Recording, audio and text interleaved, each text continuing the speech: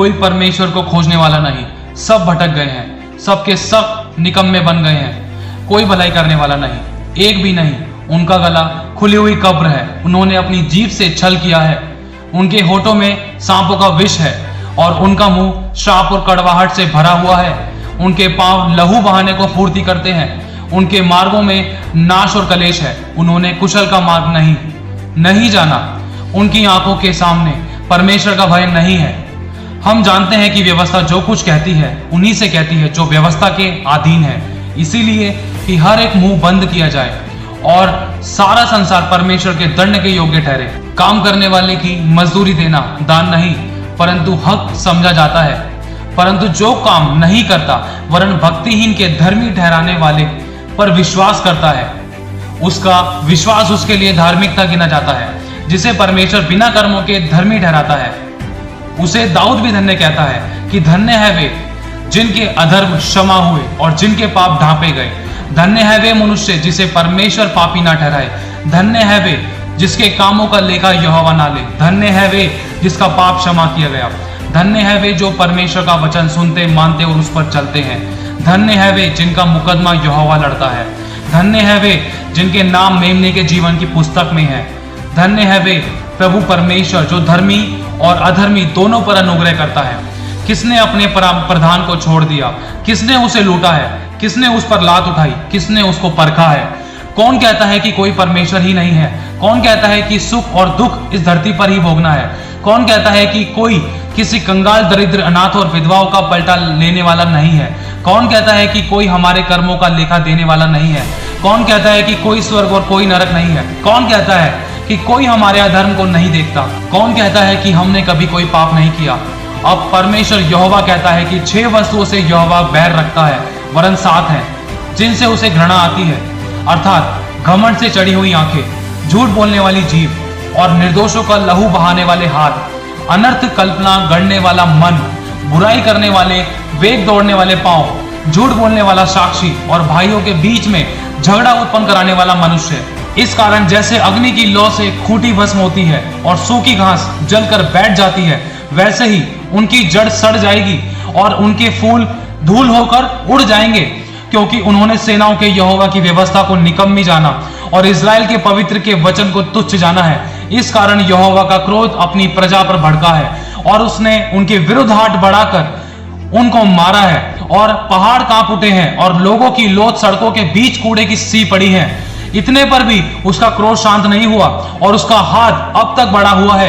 यदि कोई और ही प्रकार का उपदेश देता है और खरी बातों को अर्थात हमारे प्रभु यीशु मसीह की बातों को और उस उपदेश को नहीं मानता जो भक्ति के अनुसार है, तो वह अभिमानी हो गया और कुछ नहीं जानता, वरन उसे विवाद और शब्दों पर तर्क करने का रोग है, जिनसे ढाह और झगड़े और निंदा की बातें और बुरे बुरे संदेह होते हैं। और उन मनुष्यों में व्यर्थ रगड़े झगड़े उत्पन्न होते हैं जिनकी बुद्धि बिगड़ गई है और वे सत्य से विहीन हो गए हैं, जो समझते हैं कि भक्ति कमाई का द्वार है, पर संतोष सहित भक्ति बड़ी कमाई है।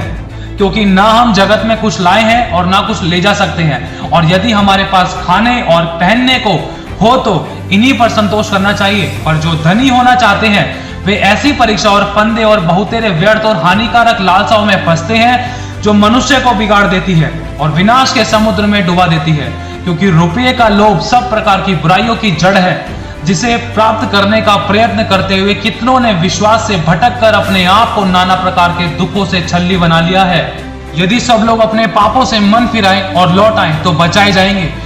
क्योंकि प्रभु यहोवा इस्राएल का पवित्र यूं कहता है, लौट आने और शांत रहने में तुम्हारा उद्धार है, शांत रहने और भरोसा रखने में तुम्हारी वीरता है।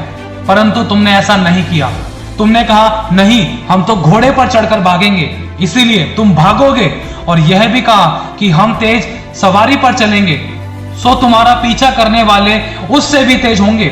और एक ही की धमकी से 1000 भागेंगे, और 5 की धमकी से तुम ऐसा भागोगे कि अंत में तुम पहाड़ की चोटी के डंडे व टीले के ऊपर की ध्वजा के समान रह जाओगे, जो चिन्ह के लिए गाड़े जाते हैं। तो अभी यहोवा इसलिए विलंब करता है कि तुम पर अनुग्रह करे, और इसीलिए ऊंचे उठेगा कि तुम पर दया करे, क्योंकि यहोवा न्यायी परमेश्वर है।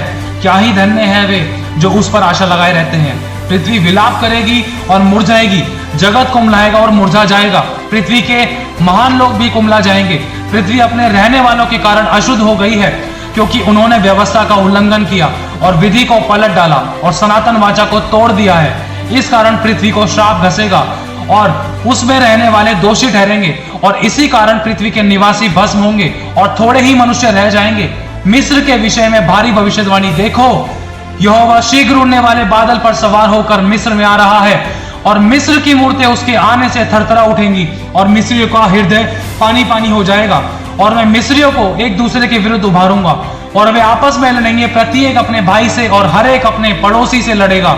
नगर नगर में और राज्य राज्य में युद्ध छिड़ेंगे, और मिस्रियों की बुद्धि मारी जाएगी, और मैं उनकी युक्तियों को व्यर्थ कर दूंगा, और वे अपनी मूर्तों के पास और ओझों और फुसफुसाने वाले टोनों के पास जा जाकर उनसे पूछेंगे। परंतु मैं मिस्रियों को एक ऐसे कठोर स्वामी के हाथ में कर दूंगा, और एक क्रूर राजा उन पर प्रभुता करेगा।